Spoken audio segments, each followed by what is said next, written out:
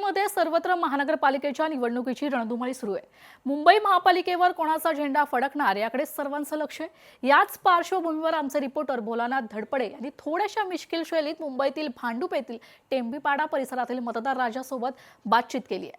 चला तर मग जाणून घेऊयात नेमकं काय म्हणतोय मतदार राजा। नमस्कार मंडळी, मी तुम्हा सर्वांचा लाडका पत्रकार भोलानाथ धडपडे। मित्र हो, आता आगामी महानगरपालिकेच्या निवडणुका तोंडावर येऊन ठेपलेल्या आहेत, तर त्या निमित्ताने मी भांडूपच्या टेंभीपाडा या परिसरात म्हणजेच वॉर्ड क्रमांक 114 मध्ये आलेलो आहे। इकडच्या मतदार राजाशी गप्पा मारण्यासाठी, तो कोणाला पाठिंबा देणार आहे हे जाणून घेण्यासाठी। तर आता जास्त वेळ वाया न घालवता भांडूपच्या मतदार राजाशी चर्चा करूया आणि लगेचच जाणून घेऊया की काय म्हणतोय भांडूपचा मतदार राजा। चला।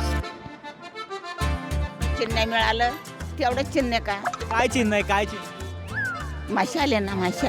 अरे एवढी वर्ष आम्ही मतदान करतोय, जन्म झाल्या 18 वर्षापासून। बीएमसी निवडणुकीसाठी तुमचा सपोर्ट कोणाला असणार आहे? हा मतदार राजा जरा खूप कन्फ्यूज आहे। सॉरी तरी आता मला सांगा की या प्रभागात कोण आहे उमेदवार नगरसेवकसाठी, तुम्हाला माहिती आहे? काँग्रेसचे उमेदवार आहेत, BJPचे आहेत, शिवसेनेचे आहेत, सर्व पक्षाचे उमेदवार 2-2, 3-3 आहेत। नाव माहिती आहे तुम्हाला? हां, नाव त्यांचं? पण तरी पण या वॉर्डमधून तुमचे उमेदवार कोणी माहिती आहे तुम्हाला? आहेत ना, ही बडे राहिली आहे परत, आणि काय तो कोण तरी नाव सांग ना मला। नाही, इथं लक्षात नाही एवढं मी लक्ष दिलं नाही। आहेत 7-8 जण उभे आहेत, नाही नाही असं नाही। ते मग तुमच्या उमेदवाराचं नाव काय?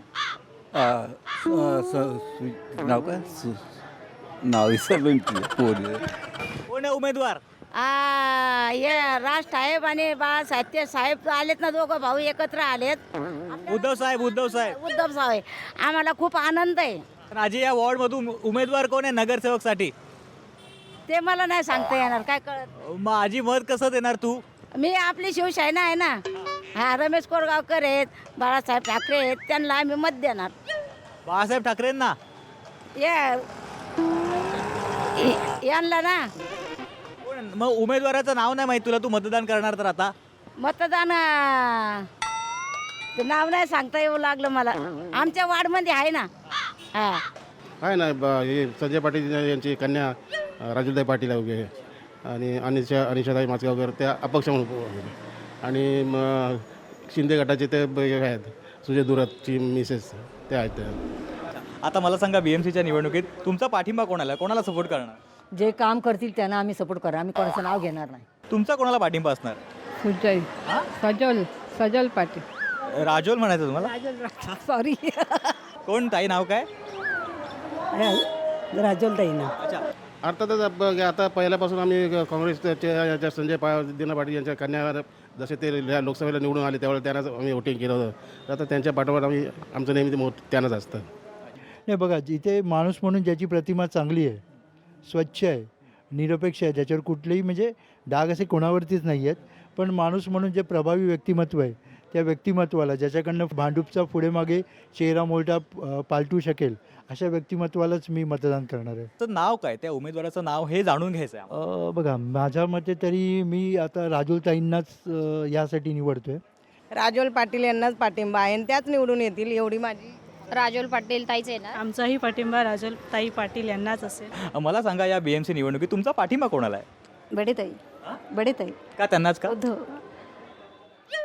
म्हणजे जुन्या पक्ष, आपला जुना जो शिवसेनेचा पक्ष, त्याच्या त्या उमेदवार आहेत, म्हणून त्यांना पाठिंबा आहे। या बीएमसी निवडणुकीसाठी तुमचा पाठिंबा कोणाला आहे? राजोल ताईला। का राजोल ताईच का? राजोल ताईला मी खूप वर्षापासून ओळखते, आणि त्यांचं कसं पूर्ण आजोबा, त्यांचे पप्पा, ते पहिल्यापासून राजकारणात असल्यापासून माझं तर 25 वर्ष झालं त्यांच्याशी संपर्क। राजोल ताईंनाच का पाठिंबा? अरे बस, जास्त नाही सांगत काय। का त्यांनाच का तुमचा पाठिंबा? हाय माझा नक्की आहे। तर मला सांगा, राजोल ताई पाटीलच का? नाही, त्या कामं करून दाखवणार, हे आम्हाला ते शाश्वती आहे त्यांची। त्यांना असं नाही, पहिल्यापासून ते आमचं रिलेशन आहे, त्याच्या संजय पाटील रिलेशन चांगलं आहे स्टार्टपासून। का ते काम करू शकतात, आमच्या एरियाचं उन्नती करू शकतात, यासाठी आम्ही त्यांना सपोर्ट करू। आता त्यांच्या वडिलांनी सुद्धा चांगलं काम केलेलं आहे। कारण आम्ही भांडूपमध्येच राहतो, आज 25 वर्ष झाली आम्ही त्यांना बघतोय, कारण आमचं भांडूप ते टेंबीपाडा हे एकच आमचं, त्याच्या व्यतिरिक्त आम्ही बाहेर जात नाही. आणि काही सपोर्ट असेल तर आम्हाला तिथून सपोर्ट मिळतो आम्हाला. मला सांगा की महानगरपालिकेच्या निवडणुकीसाठी ठाकरे बंधू एकत्र आलेले आहेत, तर ठाकरे हां बरं आहे ना, आले ते काय होईल ना, काहीतरी त्यांचं काहीतरी होईल. ते एकत्र आले तर याचा परिणाम महायुतीला भोगावा लागेल का? काय वाटतं तुम्हाला? काय माहिती आता ते लोक तर आपण काय सांगू शकत नाही. त्यांचं ते शेवटी वेगळे होणारच.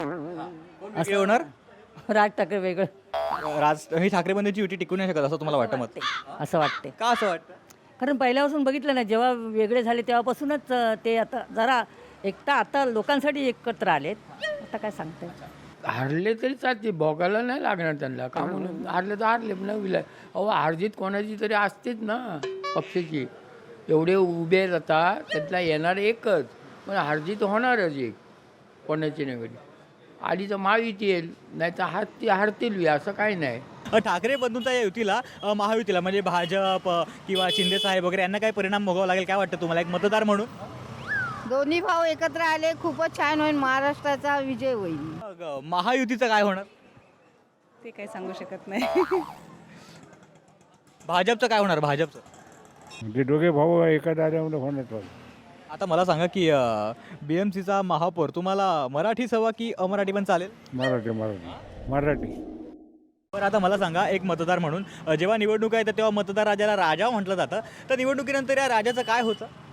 त्या राजाला जे जिंकून येईल त्याला ते पण काही विचार नाही करत, जे हारतं ते पण काही विचार करत नाही.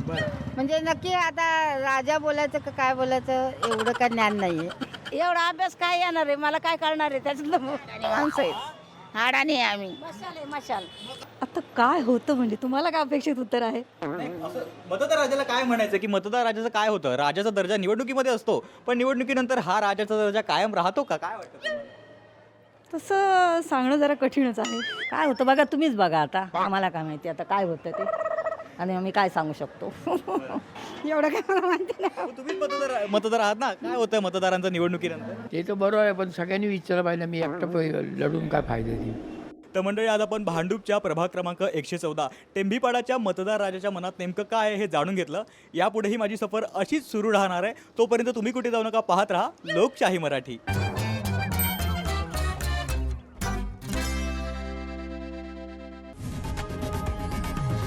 लोकशाही मराठी ऐका, पहा, जागरूक रहा.